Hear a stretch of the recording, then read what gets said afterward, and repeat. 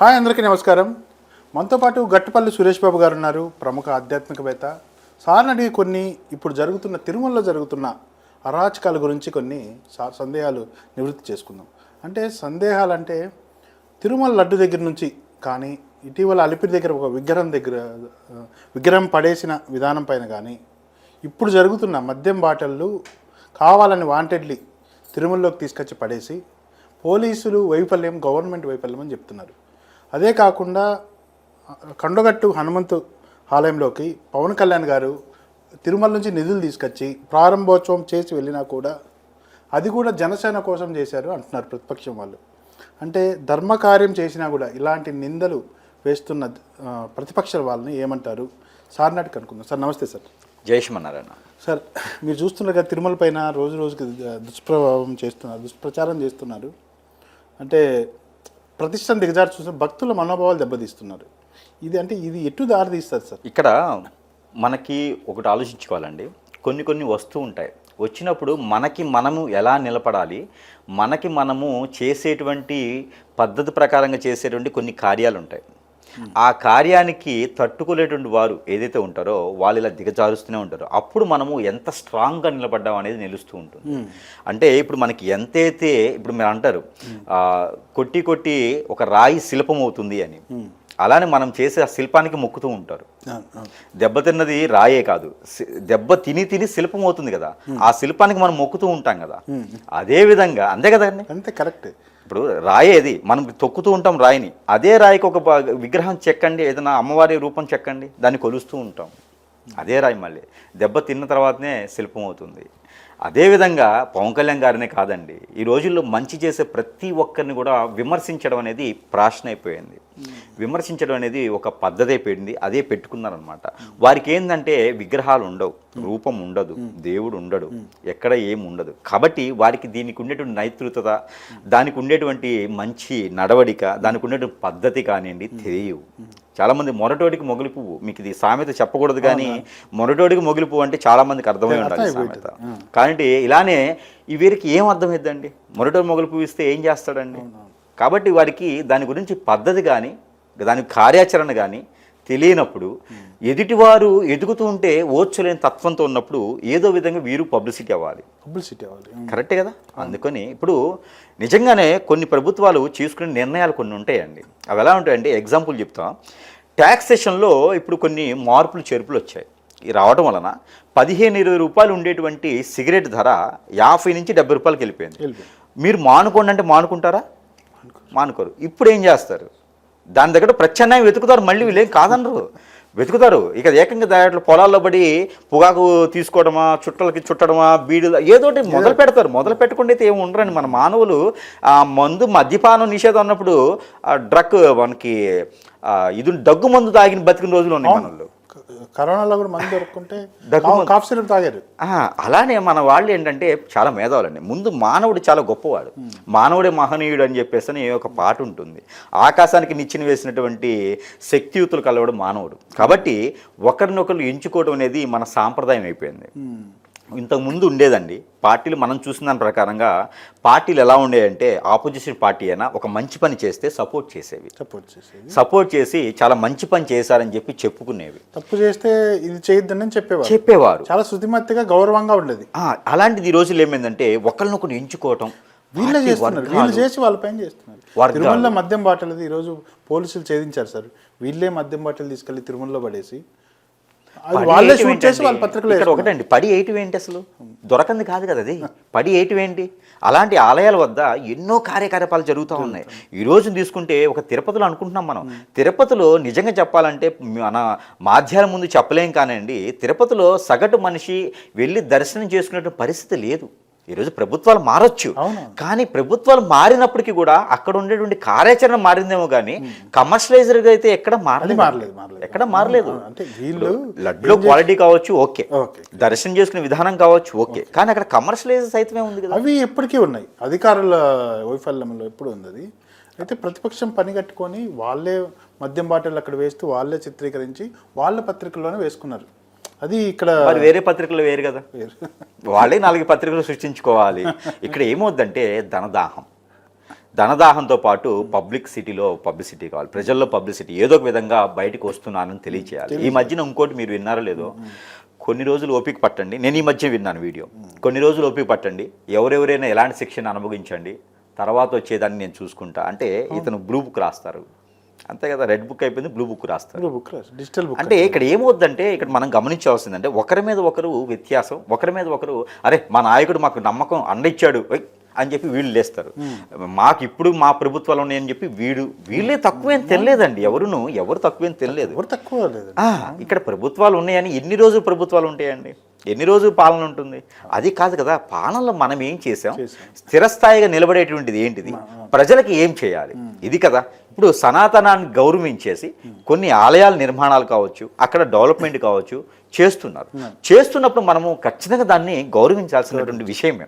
అక్కడ చెడేది ఉంది అంటే మనలాగా ఆలయ నిర్మాణం చేసి ఆ సరౌండింగ్లో డెవలప్ చేస్తున్నాము, అక్కడ ఏదైనా వెంచర్లు వేసాము, ఆ ల్యాండ్ కూల్ చేసాము, ప్రభుత్వ భూములన్నీ టూరిజం చేసాము అంటే అది ఖచ్చితంగా ప్రభుత్వ వైఫల్యం కాదు.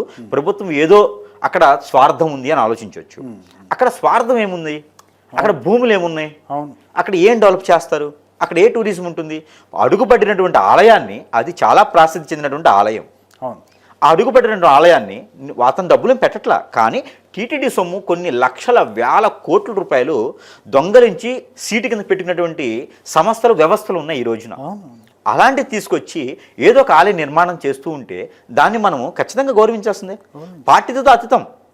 ఇప్పుడు ఒక వ్యాపారవేత్త ఉంటాడు, అతను మొన్నండి ఒక హీరోయిన్, పాత హీరోయిన్ మనం చూసినట్టయితే 15 కోట్ల రూపాయలు తిరుమల తిరుపతి దేవస్థానానికి ఉండిలో వేసేసారు. మొన్న ఈ మధ్య ఎవరు కాంచన సంథింగ్ ఎవరో హీరోయిన్ 15 కోట్ల రూపాయలు ఉండిలో వేశారు అంటే దేవుడి మీద అభిమానం తెస్తారా? కాదు. ఈ కోట్ల రూపాయలు నేను ఎవరికో ఇస్తే ఒకరికి ఇస్తా, కానీ దేవునికి పేరుతో ఇస్తే ఆ డబ్బులు తీసుకుని ఎన్నో ఆలయాలు నిర్మాణంలో చేస్తారు, ఎన్నో ఆలయాలు డెవలప్ చేస్తారు, ఎంతో మందికి ఉపాధి అవకాశాలు కల్పిస్తారు అని చెప్పేసి అని ఇస్తారు.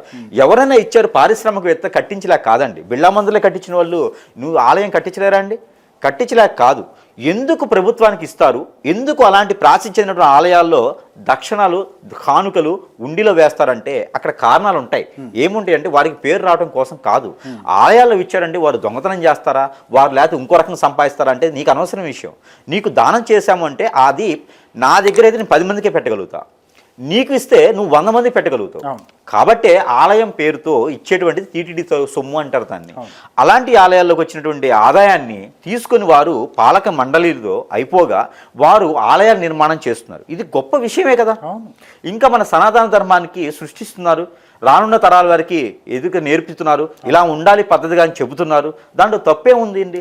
ఏదో వెలిగేషన్ ఉంది, ఇంకొక జీవో ఉంది, ఒక పద్ధతికి సంబంధించిన డబ్బులు తిన్నారు, మద్యపానంతో డబ్బులు తిన్నారు, ఇంకో వెలిగేషన్ చేశారు, కాంట్రాక్ట్లో డబ్బులు తిన్నారు. అక్కడ మనకి వైజాగ్లో ఒక బిల్డింగ్ కట్టారు, ఎక్కడది మనకి రిషికొండలో కట్టినటువంటి బిల్డింగులు కావచ్చు. ఎందుకండి భూములు పంచితానికి అక్కడ సర్వే పేరుతో లెక్కరాళ్ళు వేస్తే దానికి అయ్యేటువంటి ఖర్చు 700 కోట్లు చూపించారు, పాస్బుక్ల మీద 800 కోట్లు చూపించారు. మరి ఇలాంటివి ఎందుకండి? ఇలాంటి వాటి మీద అది దేనికి ఉపయోగం ఉంది? చెరువులన్నీ కబ్జా చేసేసి దాంట్లో ల్యాండ్స్ ఇచ్చేసారు. దాంట్లో ఉన్నోళ్ళు వర్షం పడితే తెల్లారి బయటకు వస్తే చెరువులో ఉన్నామా బయట ఉన్నామా అనే పరిస్థితికి ఏర్పడతా ఉంది. లేస్తే భూతుల పురాణం, ఎవరికి వాళ్ళే రాజులు. ఈ పురాణం చేతి తప్పించుకునే జనం అయితే మాత్రం నిజంగా జనానికి మొక్కొచ్చండి. ఇది జనాలు అబ్జర్వ్ చేసి గమనించాలి. ఇలాంటి వ్యవస్థ మన తాలిబాన్లు చేసేవారేమో మనకు తెలియదు, కానీ మనకి రజాగర్ పాలనలో చేసేవారు మనకు తెలియదే, కానీ లేకపోతే బ్రిటిష్ వాళ్ళు పాలించినప్పుడు కూడా బాగుంది అనుకుంటా, అప్పుడు కూడా బాగానే ఉండబట్టే మనకి స్వతంత్రం ఇచ్చారు. అలాంటి నేతృత్వం నుంచి బయటపడ్డామరా బాబు అనుకుంటే ఇంకా మేము ఉన్నామని గుర్తించేసి ఎందుకండి వీళ్ళంతా ఒక అరుంధతి లాంటి వాళ్ళండి. వీళ్ళందరినీ కూర్చోబెట్టేసి ఆ యజ్ఞయాగాలు ఏదో వీళ్ళకి చేసేసుకుంటూ వీళ్ళ మొహాలు కూర్చోబెట్టేసి తలా ఒక 108 కొబ్బరికాయలు వీళ్ళని ఎత్తున కొడితే ఆ దరిద్రాలు సగం పోతాయి. అంతే కదండి. ఇప్పుడు ఒక మతం నుంచి ఇంకో మతం మారామంటే తల్లిని మార్చినట్టే. అలానే మత చర్యలు చేసుకుంటూ మత ప్రచారం చేసుకుంటూ అక్కడి నుంచి ఫండ్స్ తింటారు, ఇక్కడి నుంచి ఫండ్స్ తింటారు. ఇప్పుడు వాళ్ళు ఉన్నారండి, ఎందుకు మత కలాపాలు సృష్టిస్తున్నారు వీళ్ళు? ఒక్క మాట మనం అనుకుందాము, ఎందుకు మత కలాపాలు సృష్టిస్తున్నారు? అందరికి తెలిసిన విషయమే కదా. యేసు ప్రభు మతంలోకి వెళ్తే ప్రార్థనలు చేస్తే ఫండ్స్ వస్తాయి. ఇలాంటి రాజకీయ నాయకులకి యేసు ప్రభుని ప్రార్థించడం ద్వారా ఫారెన్ నుంచి వచ్చే ఫండ్స్కి ట్యాక్సేషన్ ఉండదు. లేకపోతే 10 మంది కనిపిస్తే ఇప్పుడు ఒకటి ఉంటుందండి. ఎలాంటిది ఉంటుంటే 10 మంది ఉన్న దగ్గర 10 లక్షలు వస్తాయి, 100 మంది ఉన్న దగ్గర ₹1 కోటి వస్తాయి. ఒక మనిషికి ఇంతని ఉంటుంది. ఇప్పుడు మన ప్రభుత్వాలు తీసుకున్నట్టయితే కొన్ని రకాల జీవోస్ ఉన్నాయి. శ్రమ పథకం అని ఏదో ఉంటుంది. అవును, ఏదో ఉంటుంది. నిరుద్యోగులకి ఏదో ఒక పథకం ఉంటుంది. వారు ఏం చేస్తారంటే పాడుబడ్డ భూములకి వెళ్ళేసి తవ్వుతూ ఉంటారు. పనికి ఆహార పథకం అదే అనుకుంటేదో. సో తవ్వుతూ ఉంటారు. ఒక 10 రోజుల తర్వాత ఇది బూడిపోద్ది, మళ్ళీ తవ్వుతూ ఉంటారు. వారు ఏంటంటే రోజుకి ఇంతని వ్యత్యాసం ఇస్తుంటారు, వారానికి ఒకసారి డబ్బులు ఇస్తూ ఉంటారు. అదే రకంగా ఈ యొక్క కొన్ని రకాల మతాల వాళ్ళు ప్రజల్ని చేరుస్తూ ఉంటే వీరిచ్చేటువంటి దశమ భాగం తర్వాత వీరు ఇంతమంది నాకు సర్వనింగ్ ఉన్నారు అని చెప్పేసి పైనుంచి తీసుకునేటువంటి ఫండ్స్కి ట్యాక్సేషన్ ఉండదు. అవి తీసుకొచ్చి భారతదేశంలో ఎదుటి పార్టీల వాళ్ళ మీద, మంచి చేసే వాళ్ళ మీద, ఎదుటి దేవుడి పైన చేసి విస్తృత ప్రచారం చేసి వీరు మెప్పొందుతూ ఇంకో 10 మందిని వారి దగ్గర లాగేయటం. ఇక్కడ ఏం చేస్తారంటే బుష్ అనడం, అది అనడం, ఇది అనడం చేసేసి ఏదో మంచి జరిగిందన్నట్టు క్రియేటివిటీ చేయటం, ఇంకా వాళ్ళకి తగ్గట్టు పాటలు పాడటం, మ్యూజికేషన్, పబ్బులు, ఇవన్నీ కూడా ప్రభు పేరుతోనే, భక్తుల పేరుతో చెప్పి చేయటం. లేనటువంటి ప్రభుని తీసుకొచ్చి ప్రభు ఉన్నాడు, స్పిరిట్స్ ఉన్నాయి, హోలీ స్పిరిట్ చేయండి రా బాబు అని ప్రభు గంధంలో చెప్తే వీళ్ళు బ్లాక్ స్పిరిట్స్ చేస్తారు, ఎదుటి వాళ్ళని హిప్నాటిజం చేస్తారు. యేసు రక్తం అనే పేరుతో వీరిచ్చేది డ్రగ్. ఎన్నో రకాల చర్చిల్లోకి వెళ్ళి చూసినటువంటి నేనున్నాను సాక్ష్యం. ఇలాగా ఆలయాలు కూడా తిరుపతి ఉందంటే దిగువ తిరుపతిలో చర్చి ఉంటుంది. నువ్వు చర్చి కట్టుకో, తప్పులేదు. ఆలయంలోకి వెళ్ళకపోయినా పర్వాలేదు. నువ్వు మత కులాలు సృష్టించేసి నేనే దేవుణ్ణి అనడం అనేది కరెక్ట్ కాదు. ఇప్పుడు ఆలయ నిర్మాణాలు చేసేటువంటి డబ్బు తీసుకుపోయేసి పోయినటువంటి రాష్ట్ర ప్రభుత్వాలు అప్పుడు టీటీ డబ్బులు తీసుకుపోయి చర్చిలకు పెట్టడం, ఫాస్టర్లకి జీతభత్యాలు ఇవ్వటం, ఇవన్నీ అరాచకం కదా. మరి అప్పుడు మనం ఏం చేయాలి? అవన్నీ మనం ఏం చేయాలి? ఇప్పుడు పార్టీలతో నాకు అతీతం అండి. నువ్వు ఏ మతానైనా ప్రేమించు. నేను చర్చికి వెళ్తా, మసీదుకి వెళ్తా, ఆలయానికి వెళ్తా. మతాలతో సంబంధం లేదు, దేవునితో సంబంధం లేదు. కానీ ఇక్కడ మనం అవి చూడట్లేదే. మానవుల్ని వ్యతిరేకంగా మాట్లాడటం. ఇవి ఏంటంటే ఒక మాట్లాడతారు, ఒక ఆలయం, ఒక చర్చిలోకి వెళ్తే బొట్టు పెట్టుకుని చర్చికి వెళ్ళొద్దా? అదే కదా.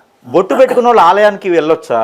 అంటే బొట్టు పెట్టుకుని చర్చికి నువ్వు పూర్తిగా మారాలని చెప్పని అక్కడ పాతిత్యం తీసుకోవాలి, వారికి పూర్తిగా నమ్మాలి, ఆ స్పిరిట్ని తీసుకోవాలి. వాళ్ళు బ్లాక్ స్పిరిట్స్ అవి వాళ్ళ బాడీలు నరనరాలు పీకుతూ ఉంటాయి.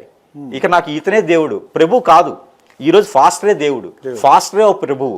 మళ్ళీ వీళ్ళ సంఘాలు, అక్కడికి వెళ్తే ఇక్కడికి వెళ్ళకూడదు, ఇక్కడికి వెళ్తే అక్కడికి వెళ్ళకూడదు. వారానికి ఇద్దరిని జాయిన్ చేయాలి, 10% వాళ్ళకి ఇవ్వాలి. ఈరోజు చూసుకున్నట్టయితే కలవారి టెంపులే కావచ్చు, ఎన్నో రకాలు ఉన్నాయి. మరి వీటి మీద ఎందుకు తీసుకురావట్లేదు? కలవారి టెంపుల్ ఈరోజు ఆస్తి 1,00,000 కోట్లు, 1,00,000 కోట్ల రూపాయలు మన సతీష్ గారి దగ్గర ఉన్నాయి. మరి ఎందుకు అతన్ని బయటికి తీసుకురావట్లేదు? ప్రభుత్వాలు కూడా వారికి ఎందుకు కొమ్ము కాస్తున్నాయి? ఈరోజు కే పాల్ గారు ఎన్నో రాష్ట్రాలకి డబ్బు ఇచ్చి రాష్ట్ర ప్రభుత్వాన్ని పాలించేటువంటి సైతం దగ్గర సాక్ష్యం ఉంది. కే పాల్ గారు కొన్ని రాష్ట్రాలు ఏలుతున్నారు. మరి అతను ఎక్కడి నుంచి తీసుకురానండి, అతను డబ్బులు ఇస్తున్నారు. మరి సతీష్ బాబు గారు ఎందుకు ఇవ్వట్లేదు? ఇలాంటివి చూసుకున్నట్టే మరి జగన్ గారు కావచ్చు, అనిల్ గారు కావచ్చు, మరి ఇలాంటి వాళ్ళ పార్టీలు ఉన్నాయి. నేను డైరెక్ట్ పేర్లు చెప్తా ఉన్నాను. ఇలాంటి వాళ్ళు పవన్ కళ్యాణ్ గారిని అనడం అనేది, అతను నేను ఫ్యాన్ ఏం కాదు, ఇంకోటి కాదు, ఒక మంచి పని చేసిన వ్యక్తి. అతని మీద ఇలాంటి దూషిగా మాట్లాడు, నువ్వు సాక్ష్యం చూపించు. అతను డబ్బు తీసుకొచ్చి ఇక్కడ ఇంత పెట్టాడు, లేదు 2వ ఫ్యామిలీకి ఇంత పెట్టాడు, 3వ ఫ్యామిలీ అంటారు కదా, 4 ఫ్యామిలీలని అలాగే పెట్టున్నారు, లేదా చంద్రబాబు గారు ఇట్లా పెట్టున్నారు అనేది ఏమైనా ఉందా? ఏమన్నా చూపించాలి. నువ్వు ఎంత చర్చికి కట్టావు, నీ డబ్బు తీసుకుని చర్చికి ఎంత కట్టావు, ప్రజల దగ్గర ఎంత తీసుకున్నావు, ఇవన్నీ కూడా మనం చూసుకోవాలి. ఇలా అనిల్ గారు ఆస్తి ఎంత అండి, ఈ రోజున షర్మిల గారు ఆస్తి ఎంత అండి, జగన్ గారు ఆస్తి ఎంత అండి, లెక్కలు లేనివి అవి. ఇవాళ కొన్ని ప్రభుత్వాల వాళ్ళు లెక్కలు కూడా చూపించినటువంటి పరిస్థితి ఉంది. ఈ రోజుకి కూడా నువ్వు కోర్టుకు వెళ్తుంటే 4 వెహికల్స్ కావాలి, ఒక ఫ్లైట్ కావాలి, దానికి అయ్యే ఖర్చు ఎంత అండి? 10 లక్షలు. 10 లక్షలు. ఆంధ్ర నుంచి తెలంగాణ రావడానికి 10 లక్షల రూపాయలు ఖర్చు పెడతామన్న భయం లేదు, దేవుడు అన్న భయం లేదు, ప్రజలన్నా భయం లేదు. కాదండి, ఇక్కడ ఒకటి మనం గమనించుకోవాలి. భయం ఎక్కువైనా కూడా ఇలాంటి చైతన్యం వస్తుంది నిజంగా. ఇప్పుడు భయపడేవాడే ఎక్కువ అరుస్తూ ఉంటాడు. అరిసే కుక్క మొరగదని కరవదని ఒకటి ఉండిద్ది. అలానే నేను కుక్కలతో పోల్చలేదు, కుక్కలన్నా నయం, విశ్వాసంగా ఉంటాయి. అయితే ఇక్కడ మనకి ఏంటంటే ఒక సామెత మాత్రమే, అది ఇక్కడ టోల్ చేసే అవసరం లేదు. వాస్తవాలు సాక్ష్యాలు ఉన్నాయా అంటే మనం మాట్లాడుకోవాలి. నేను పార్టీకి అతీతం, మనుషులకి అతీతం. ఎవరు మంచి చేస్తారో వారి సైతం ఉంటాం, గురువులు అనేటి వారు వారికి ధర్మం. ఇక్కడ నువ్వు చర్చి కట్టు, నేను ఒప్పుకుంటా, చర్చికి నేను వస్తా, కానీ నువ్వు కట్టేటు నీతిగా కట్టు. డబ్బు 10% తీసుకుని నువ్వు కట్టే అవసరం లేదుగా. ఇక్కడ మనం కడుతుంది ఎట్లా కడుతున్నావు అంటే, నీకు కాదు, నువ్వు పని అయితేనో నీకు వచ్చేటువంటి దాంట్లోనో నువ్వు మనస్ఫూర్తిగా ఒక ఉండిలో వేస్తున్నావు. అవును. నీకు ఎవరు చందాలు అడగల. ఆ ఉండిలో వచ్చినటువంటి ఆదాయాన్ని తీసుకొని ఇంకొక ఆలయాన్ని డెవలప్ చేస్తున్నాం, లేదా మరొక ఆలయాన్ని నిర్మాణం చేస్తున్నాం. అయితే మన వాళ్ళు కూడా ఏంటి అంటే మన వాళ్ళ దాంట్లో కూడా స్వార్థం ఉన్నది, లేదని నేను మాట్లాడలా. ఎట్లా అంటారేమో, ఇక్కడ వీరు చేసే పని ఏంటి, మద్యంలోకి అలవాటు చేయటం, అలాంటి వాళ్ళకి శిక్ష ఇవ్వకపోవటం. పాలక మండలి ఎవరిని చేయాలి, ఒక గురువుని చేయాలి, ఒక బ్రాహ్మణోత్తముని చేయాలి, లేకపోతే అక్కడ ఆచారాలు తెలిసిన వాళ్ళని చేయాలి. ఎవరెవరో డబ్బులు ఇచ్చిన వారు, పార్టీ ఫండ్ ఇచ్చే వాళ్ళని తీసుకుపోయేసి పీటలు ఎక్కించి కూర్చోబెట్టడం, రౌడీలు లాంటివి వెళ్ళినటువంటి వాళ్ళని తీసుకుపోయి పీటలు ఎక్కి కూర్చోబెట్టడం. ఇలాంటి వాళ్ళు ఆలయాల నిర్మాణంలోనూ ధర్మకర్తలుగానో జీవోలుగానో అక్కడ ఉండడం వలన అక్కడ ఆలయాలు ఏమవుతాయి, వారి కార్యకలాపాలు అవుతాయి, వారి ఆఫీసు కార్యకలాపాలు అవుతాయి, కానీ ఆలయ నిర్మాణం కాదు కదండి. బ్రాహ్మడు ఒకరోజు రాకపోతే ఇలాంటి ఆలయ నిర్మాణాలు చేసే వాళ్ళ మీద కానీ మనము వేలెత్తి చూపించడం అనేది ధర్మం కాదు. అలానే వీరి దగ్గర మార్చుకోవాల్సిన విషయం ఒకటి ఉన్నది. ఈ ధర్మకర్తలుగా ఉండేటువంటి వారికి మంత్రోచ్చారణ వచ్చి ఉండాలి, సనాతన ధర్మంలో విలువలు తెలిసి ఉండాలి, తనకు ఒక న్యాయం ఎదుటి వారికి ఒక న్యాయం అనేది తెలిసి ఉండకూడదు. అలాంటి వాళ్ళని ఒక ఎగ్జామినేషన్గా పెట్టి దానిలో పాస్ అయిన వాళ్ళని తీసుకోవాలి, వేదాలన్నింటిలో చవి చూసిన వాళ్ళని తీసుకోవాలి. అలాంటివి చేసుకుంటే కనుక ఇలాంటి మద్యపానాలు కావచ్చు, ఇలాంటి ధూమపానాలు కావచ్చు ఆలయ నిర్మాణంలో లేకుండా ఉండాలి. అలానే అక్కడ ఉండేటువంటి వాళ్ళందరికీ కూడా సానుకూల వాతావరణం లభ్యపడేలా ఉండాలి. సగటు వ్యక్తి భక్తునికి కూడా విఐపి దర్శనాలని ఆ సైతం తీసేసి ఉండాలి. ప్రతి ఒక్కరు భక్తులు ఒకే రకంగా చూసేటువంటి వ్యవస్థ రావాలి. అలాంటి మనం చూస్తే మత కల్లోలు జరగవు, మతాలు మార్చేదానికి అవకాశం ఉండదు. మరొక వ్యక్తికి అవకాశం ఇస్తున్నాము అంటే మన దగ్గర తప్పు ఖచ్చితంగా ఉంది. ఆ తప్పుని మనము సరిదిద్దుకుంటే కనుక ఎదుటివారు మన మీద వేలెత్తి చూపించేటువంటి అదృష్టం అవకాశం కూడా మనకు రాదు, వారికి ఇవ్వకుండా ఉంటాం. కాబట్టి మన ప్రభుత్వాలు కూడా మారాలి. ఆలయానికి వచ్చేటప్పటికి విలువలు కల వాళ్ళని, విలువలు ఉన్న వాళ్ళని మాత్రమే ఆలయ కమిటీలో తీసుకుంటే చాలా బాగుంటుంది. ఇది ప్రభుత్వానికి సంబంధం ఏముంటుంది అండి. కొన్ని ఆలయాలు ప్రభుత్వానికి కాకుండా పాలక మండలి దాన్ని సపరేట్గా ఒక జీవో రిలీజ్ చేసుకోవాలి. అక్కడ ఆలయానికి సంబంధించినటువంటి ధర్మకర్తలే ఆలయానికి సంబంధించినటువంటి అక్కడ ఉండేటువంటి పద్ధతులన్నీ కూడా చేసుకుంటే కనుక కొన్ని రకాల విభేదాలు, ఇలాంటి వ్యత్యాసాలు రాకుండా ఉండేందుకు ఆస్కారం ఉంటుందని ఈ సందర్భంగా అయితే మనం తెలియజేసుకోవచ్చు. అలానే మన పవన్ కళ్యాణ్ గారు చేసింది అయితే మాత్రము మనం హ్యాట్సప్ చెప్పొచ్చు. ఇలాంటి సనాతన ధర్మాన్ని పాటించేటువంటి వ్యక్తుల్లో అతి తక్కువ వ్యక్తుల్లో చాలా తక్కువ మంది ఉన్నారు. వాటిలో ఎక్కువ మనం క్యాలిక్యులేషన్ చేసుకుంటే చాలా తక్కువ మంది ఉన్నారు. దాంట్లో ఒక వ్యక్తిగా గొప్పగా వ్యక్తిగా ఎన్నో రకాల పాలన చేస్తూ ఇలాంటి కొండగట్టే కాదు ఎన్నో రకాల ఆలయాలకు వెళ్తూ ఉన్నారు. ఈ రోజున వారే కాదు, కూటమి ప్రభుత్వం చాలా చేస్తున్నారు. జగన్ ప్రభుత్వం ఉన్నప్పుడు చాలా చేసి ఉండొచ్చు, కానీ చేసి ఉన్నటువంటి ఆ ఒక మంచి పని కూడా ఒక చెడ్డ పని వల్ల అది ఒక పోతున్నాయి అనమాట. కాబట్టి తను మనమే వ్యతిరేకించి మాట్లాడలేదు. తను చాలా మంచి గొప్ప వ్యక్తి, తనేం మామూలు వ్యక్తి కాదు. జగన్మోహన్ రెడ్డి గారు మామూలు వ్యక్తి కాదు. ఇక్కడ కేంద్ర ప్రభుత్వం సైతం కూడా తను లెక్క చేయడం వ్యక్తి, ఏకదాడి వ్యక్తి, ముక్కుసూటి వ్యక్తి, తను అనుకున్న పని చేసిన వ్యక్తి. అలాంటి వ్యక్తికి కూడా వ్యతిరేకంగా వస్తుంది అంటే కనుక తన పాలక మండలి అది మార్చుకోవాలి. తను వ్యత్యాసంగా మార్చుకునేది సరిపోతుంది. తనకి అన్ని రకాలుగా గొప్ప విషయాలు ఉన్నాయి. ఈరోజు ఓడిపోయారు కానీ చెప్పి మనమేం మాట్లాడట్లేదు. తను చాలా గొప్ప వ్యక్తి. అలాంటి గొప్ప వ్యక్తి కూడా ఇలాంటి టోల్స్కి వస్తున్నారు అంటే కనుక ఖచ్చితంగా ఏదో లోపాలు ఉన్నాయి. తన లోపం ఏంటంటే కనుక తన కింద ఉన్నటువంటి స్థాయి, తన కింద ఉన్నటువంటి మండలి స్థాయి అది మారిస్తే ఖచ్చితంగా తను కూడా మంచి పొజిషన్లో ఉంటారు, మంచి స్థాయిలో ఉంటారు. ఈరోజు తన దగ్గర 1,00,000 కోట్లు ఉండొచ్చు. ఇలానే మనకి రాష్ట్ర ప్రభుత్వాల దగ్గర 1,00,000 కోట్లు ఉండొచ్చు. అవి కాదు సైతం, అవి లెక్కలో రావు. మనం చివరిగా ఏం చేసామనేది ప్రజలు చూస్తారు. ప్రజలు దేవుళ్ళు, వాళ్ళు అన్ని లెక్కలు వాళ్ళకి తెలుసు. ప్రతి లెక్క వాళ్ళు లెక్క చేస్తారు. కాబట్టి ఈరోజు ధ్వజం ఎత్తుతున్నారు పవన్ కళ్యాణ్ గారికి అంటే ఎక్కడో దగ్గర మంచి చేయబోతే ఎత్తరు కదా. ఇప్పుడు చంద్రబాబు నాయుడు గారికి ఓటు వేశారు అంటే ఎక్కడో దగ్గర మంచి చేయబోతే వేయరు కదా. అలానే జగన్మోహన్ రెడ్డి గారు చాలా మంది మంచి చేసి ఉండొచ్చు, రానున్నటువంటి రోజుల్లో తనే గెలవ ఉండొచ్చు. కాబట్టి ఇలాంటి మతాలకు సంబంధించినటువంటి నాయకులు మాట్లాడడం అనేది ఆపుకోవాలి. అన్ని మతాలు సమానంగా చూసుకోవాలి. ఒక గురువు కానీ ఒక నాయకుడు కానీ ప్రతి మతస్థుడు సమానత్వం, ప్రతి మతస్థుడు ఓటు వేయబట్టి గెలుస్తారు. కాబట్టి మతాలకు సంబంధించి కానీ కులాలకు సంబంధించిన కానీ ఎప్పుడైతే నాయకులు మాట్లాడటం ఆపేస్తారో ఆ రోజున వాళ్ళు గెలిచినట్లు లెక్క. తప్పకుండా సార్. అంటే రాజకీయ నాయకులు ఈ మతాలు కులాలు గొడవల్లో పడకుండా ప్రజాక్షేమం పైన దృష్టి పెట్టాలని నెట్టిపల్లి సురేష్ బాబు గారు ఇంతవరకు చెప్పారు. ఇలాంటి సనాతన ధర్మం పైన మరిన్ని వీడియోలు సురేష్ బాబు గారితో చేద్దాం మనం. అప్పుడు కలుసుకుందాం. Thank you. నమస్తే.